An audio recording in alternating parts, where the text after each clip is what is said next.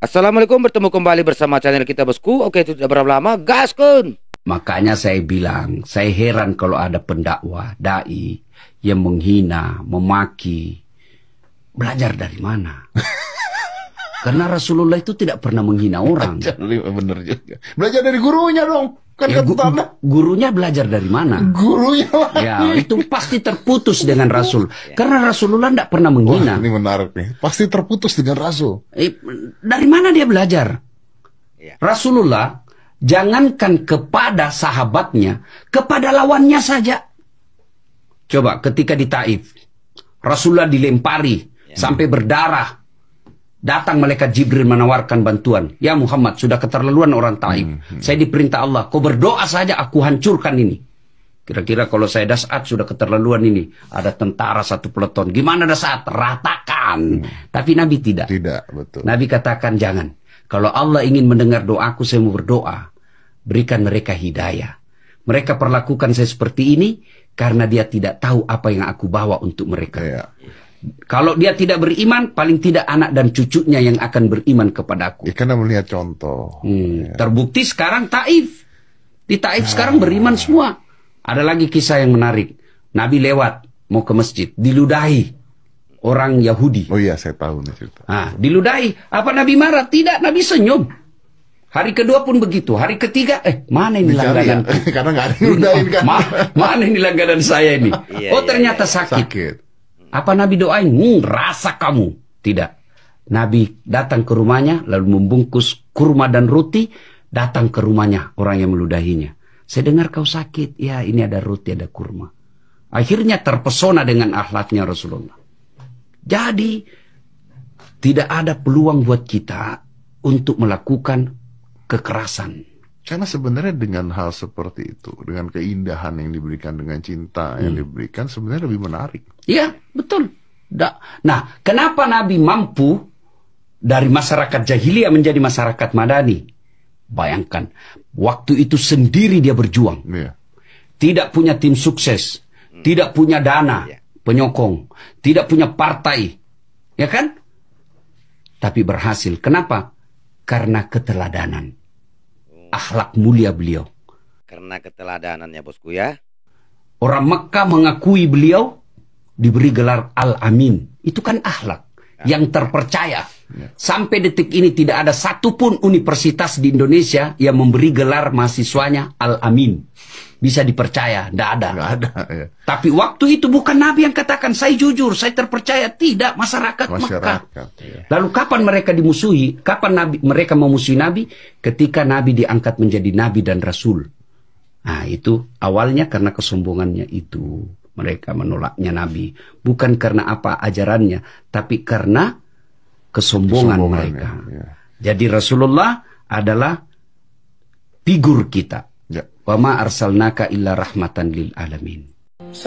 Jadi artinya ya bosku ya, bahwa dalam berkhotbah, dalam berceramah itu tidak ada diajarkan oleh Rasulullah seperti yang dilakukan oleh Gus Miftah ya bosku ya. Ini rujukannya nasihat-nasihat Asla TV ini terhadap pengkhotbah, penceramah ya bosku.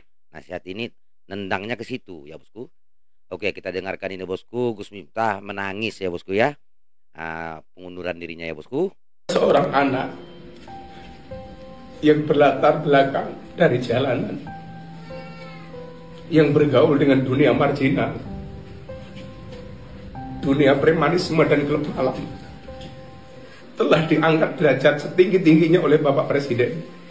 Telah diangkat derajat setinggi-tinggi, bukan Pak Presiden, telah diangkat derajatnya oleh Allah Subhanahu wa Ta'ala, Bang. Cuman Abang mengkhianatinya. Adalah anugerah yang luar biasa yang Allah berikan kepada saya melalui perantara Bapak Presiden Prabowo Subianto. Iya, betul sekali, betul. Saya mohon maaf kepada Bapak Presiden. Saya mengucapkan terima kasih yang setulus-tulusnya atas amanah dan kepercayaan yang telah diberikan kepada saya. Setelah berdoa, bermuhasabah, dan istikharah, saya memutuskan untuk mengundurkan diri dari tugas saya sebagai utusan khusus Presiden bidang kerukunan beragama dan pembinaan sarana keagamaan. Kalau dilihat dari memang Gus Miftah ini memang seperti kata Pak Prabowo, memang satria memang. Walaupun tekanan banyak ya memang harus dilakukan ya. Tapi kalau dia bermuka dua mungkin dia tetap bertahan. Siapa yang bisa melarangnya?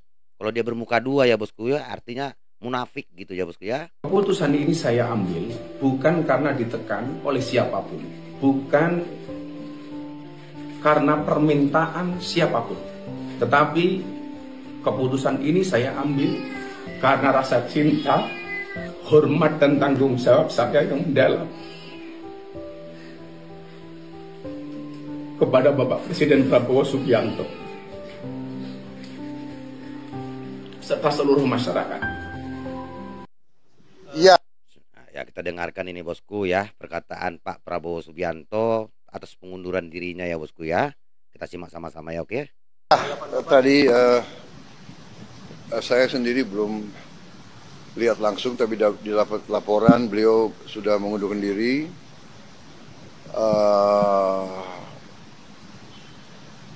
Komentar saya kira itu adalah tindakan bertanggung jawab, tindakan kesatria, ya.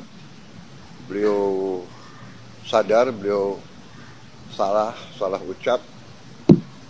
Fatal jadinya salahnya ya Pak Prabowo ya. Beliau bertanggung jawab dan beliau mengundurkan diri. Saya kira kita hargai sikap kesatria itu. Saya kenal beliau, ya mungkin karena beliau memang bergaul dan sering berceramah di kalangan bawah. Ya. Mungkin bahasa beliau niatnya bukan niat jahat, bukan niat menghina, tapi terlepas mungkin ya salah ucap. Beliau sadar, beliau salah, beliau bertanggung jawab, beliau mengundurkan diri. Saya kira itu ya jelas. Saya kira di Indonesia juga jarang orang merasa salah, bertanggung jawab dan mundurkan diri ya. Jadi kita hargai yang itu. Tapi ya beliau sendiri sadar bahwa beliau salah. Akan disiapkan penggantinya nggak Pak? Nanti kita cari ya. Nanti kita cari katanya ya bosku ya. Karena bagaimanapun juga bosku memang udah fatal. Karena seluruh Indonesia merasa gitu ya bosku ya. Karena tak terbendung lagi. Nanti kita cari. Oke? Oke Pak. Oke. Banyak pejabat yang belum menyerahkan LHKPN Pak. Ya nanti akan dilengkapi. Pak, DPR kan ini kan juga DPR, Imbas ini kan DPR kan mengusulkan untuk sertifikasi juru dakwah ya Pak ya. Ini dari pemerintah sendiri bagaimana Pak? Ya nanti kita lihat kalangan yang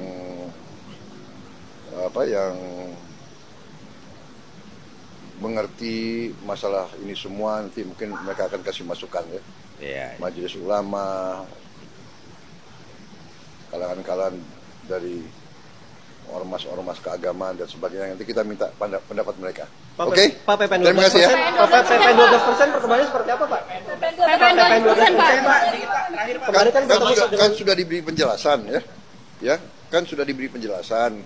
PPN adalah undang-undang yang kita akan laksanakan, tapi selektif, hanya untuk barang mewah. Untuk rakyat yang lain kita tetap lindungi.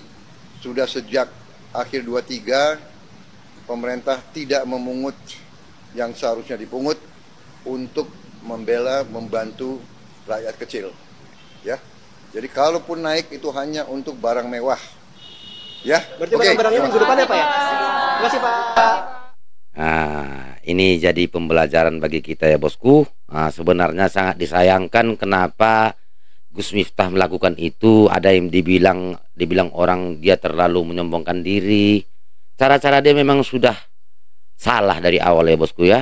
Nah, pertama cara dia meminta maaf, dirangkulnya dengan cara jadikan orang jadi parodi. Itu memang kalau aku bilang itu salah pergaulan udah Gus Miftah itu, ataupun salah guru. Salah guru menurut aku ya. Jadi tidak ada pembenaran yang model ustadz yang model begitu perangainya ya. Kalau aku tidak sependapat perangai ustadz model begitu. Jadi ini sebagai cambukan kita sebagai masyarakat dan umat Islam ya, terutama MUI, agar segera memantau betul-betul apa ataupun ada ustadz yang tiba-tiba viral atau menonjol, dipantau agar tidak melukai masyarakat. Oke, demikian dulu reaction kita kali ini bosku. Komen yang cerdas dan beradab agar channel ini semakin berkembang. Demikian dulu, wassalamualaikum warahmatullahi taala wabarakatuh.